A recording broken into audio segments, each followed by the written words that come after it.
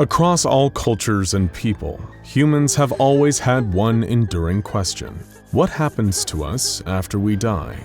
As soon as we figured out what death is and that all humans die, excluding some very special anomalies, we started wondering what comes next. Is there some kind of heaven or hell? Are we judged based on our deeds in this life? Or is it just purgatory for all eternity? Assuming, of course, that there's anything at all. Maybe it's just nothingness. Who knows? Some people who have had near-death experiences, like being hit by a truck or having their heart stop, report going into the afterlife. But almost all of these claims were retracted or debunked. And of course, there's the famous white light on the other side of the tunnel that people say precedes death. The human fascination with death extends beyond that too. Mythologies all have their own interpretations of what happens after the physical body stops functioning.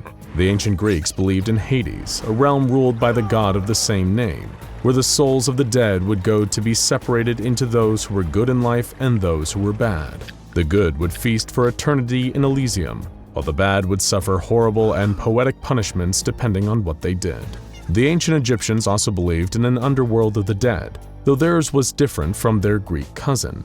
They believed in the Duat, which was pretty similar to Egypt itself. It had plains, lakes, rivers, deserts. Dead souls would travel down the Nile River to face judgment and either be rewarded or obliterated. Many Egyptian gods and goddesses were also said to reside in the Duat, and some cultures don't believe in an afterlife at all, at least not how most do. Tibetan Buddhists believe in a cycle of reincarnation. When someone dies, their soul is reborn in the body of a new living thing. One can be reincarnated as another human, a plant, an animal, or even an insect. What you're reincarnated into depends on your deeds in your past life, interacting with other reincarnations, and you can only escape the cycle of death and reincarnation by reaching spiritual enlightenment, nirvana. Needless to say, many cultures have their unique interpretation of what happens to the soul and the spirit after your body dies. But there's no proof or way to confirm anything, so it's all confined to the realm of belief. There's no way to reach into the afterlife and speak to someone to find out what it's like. Or is there? Well, that definitely sounds like an anomaly to me, doesn't it? But the SCP Foundation doesn't just have one anomaly related to what happens after you die. Some of you may have seen our video on SCP-2718, What Happens After Death. It's an anomaly very few people know about. The long and short of it is that SCP-2718 is a cognitohazard. Once you learn about it, it infects you. And when someone infected with it dies, their mind and soul stay intact after they die. But they can't move their body. So they're cursed into staying perfectly conscious and aware of every nerve and sensation in the body, even as they're buried and decompose over decades, without being able to do anything about it. Horrible, isn't it? Totally. And that's why you should watch it immediately after you finish this video. Luckily, the SCP-2718 file is safely quarantined and buried in the database. It can't be excised completely, but making it so that only a handful of people ever have a chance of stumbling upon it is the best the Foundation can do to contain this anomaly. As for those people who do, well, what can you do? For a very long time, the O5 Council thought that SCP-2718 was the definitive answer to the question of what happens after death. But another anomaly discovered several years later overturned that answer. SCP-2922, Notes from the Under. SCP-2922 isn't anywhere near as heavily classified as SCP-2718, so we can read it safely without worrying about infecting ourselves, which is pretty good, considering what it can do.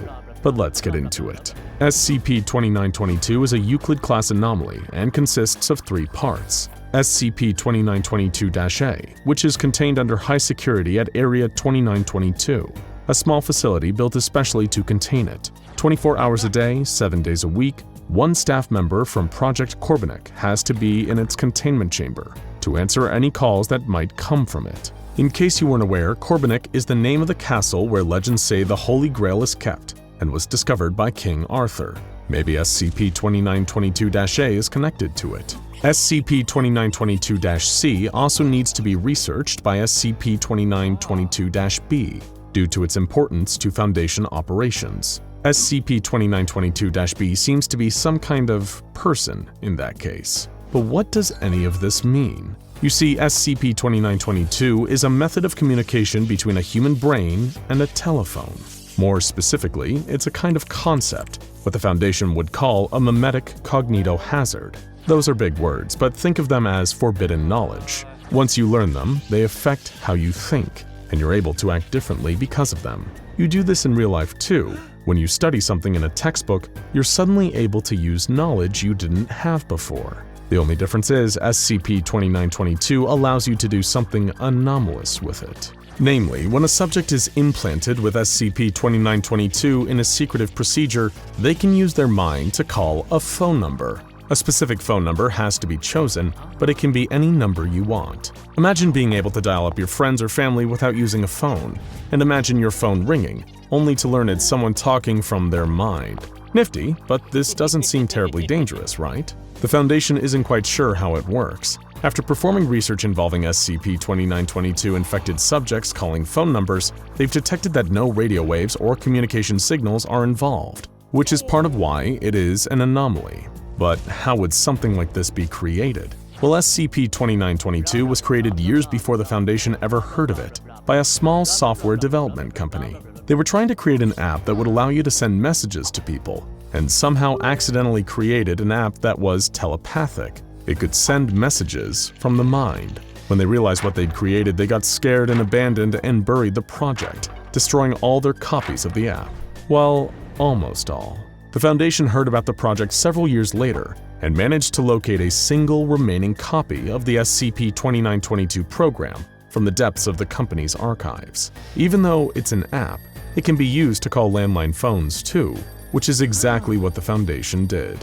After a few more months of research and experimentation, they confirmed that the app wasn't using the electric signals of the brain like the company had thought. It was actual, real telepathy. They even managed to create an SCP-2922 connection between a researcher and an office telephone. That's what the sub-anomalies are. SCP-2922-A is a simple landline phone, the kind you'd see in a receptionist desk or in someone's office space. It's the designation number that SCP-2922-B can call into.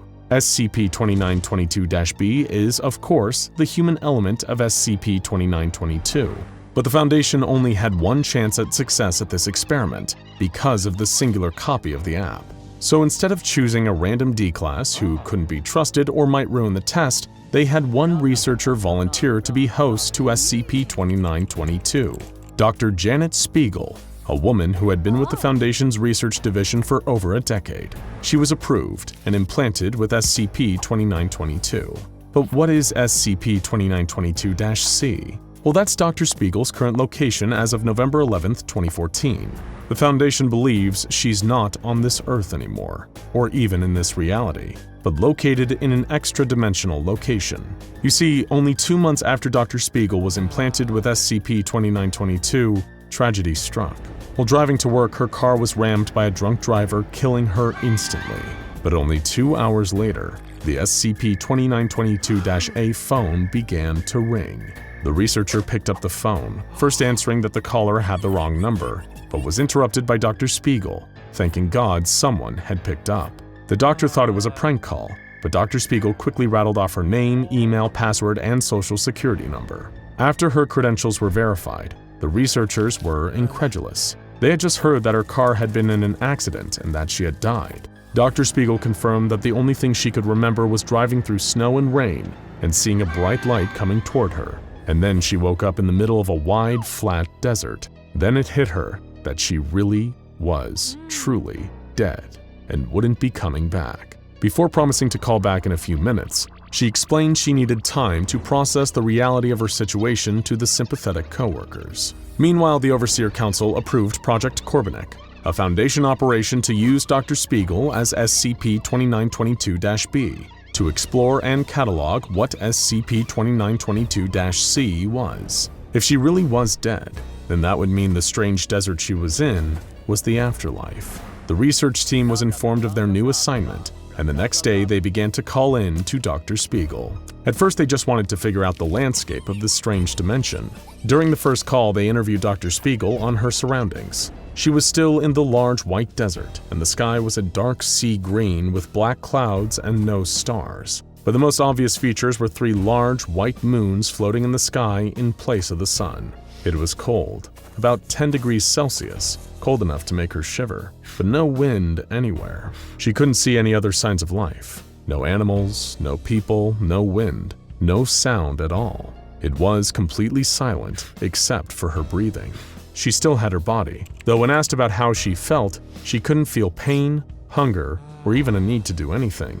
But before they could continue, she asked if she could speak to her husband. The researchers told her they'd need to talk to the O5 Council about it, and that they tried to convince them. Dr. Spiegel missed her husband, and they were sure he felt the same about his wife. Then she offered a plan. She'd walk infinitely in one direction until she saw something other than desert, then she'd call them again. The researchers agreed, and Dr. Spiegel hung up the phone. 5 whole days after that call, the phone rang again. The researchers picked it up, only to hear SCP-2922 out of breath and panting. When asked what happened, she started to explain. She had been traveling through the desert for 5 days, though this place had no day-night cycle and she hadn't felt tired or hungry. Then she encountered a mountain range and began to approach its base when she saw a life form.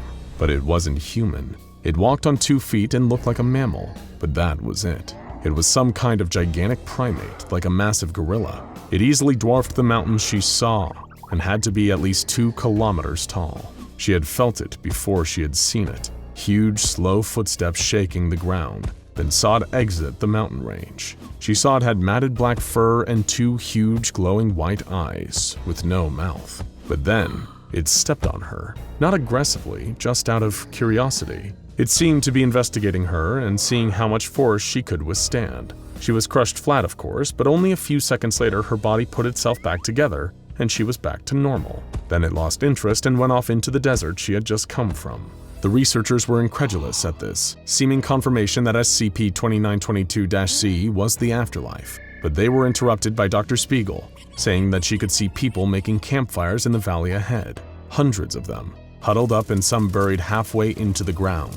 The researchers guessed they were trying to escape their situation, and Dr. Spiegel worried aloud that she'd wind up like them.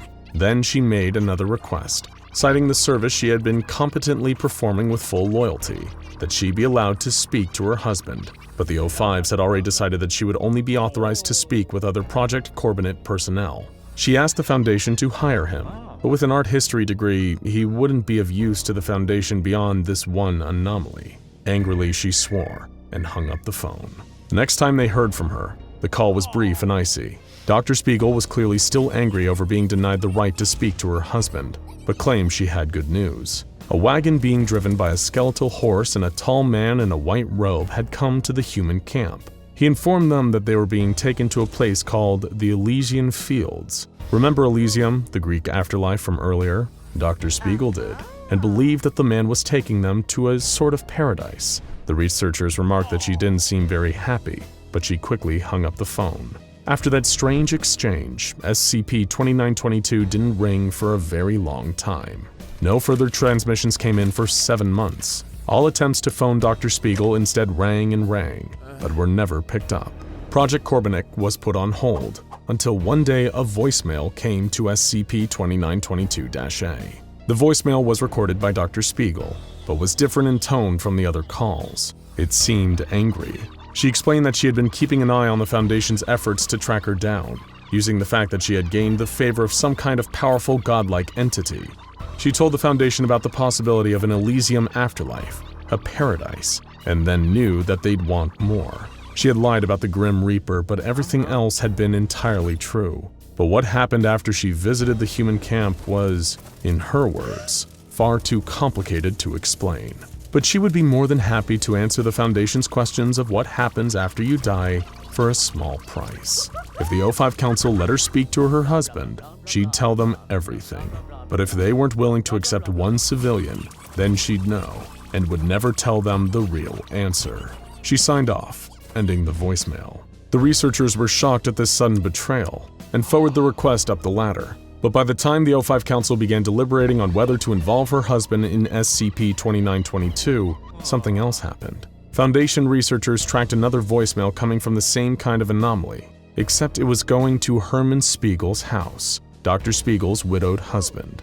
Figuring that she was trying to contact her husband, Mobile Task Force Psi-8, the silencers, raided his home. But as soon as they threw open the door and moved in, Mr. Spiegel threw the phone towards the wall to destroy it and was shot by the soldiers. The phone, however, was unharmed and still had one voicemail on it that the Foundation was able to extract. The voicemail was from SCP-2922-B, Janet Spiegel talking to her husband. At first, she was assuring him that he wasn't insane and that he really was hearing his wife from beyond the grave. Then told him to listen carefully while she explained. The same godlike entity she had befriended had worked some magic to allow her to contact a phone besides SCP-2922-A one time.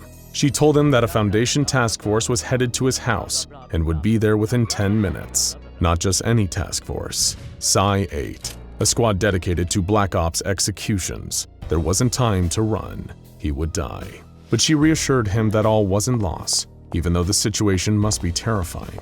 She knew he was an atheist, but she was proof that there was an afterlife. And not just one, millions of afterlives. And the one she was in was preferable to most of the others. Most importantly, her husband could join her. He already knew how to get to the afterlife even if he didn't remember. He'd figure it out on the way.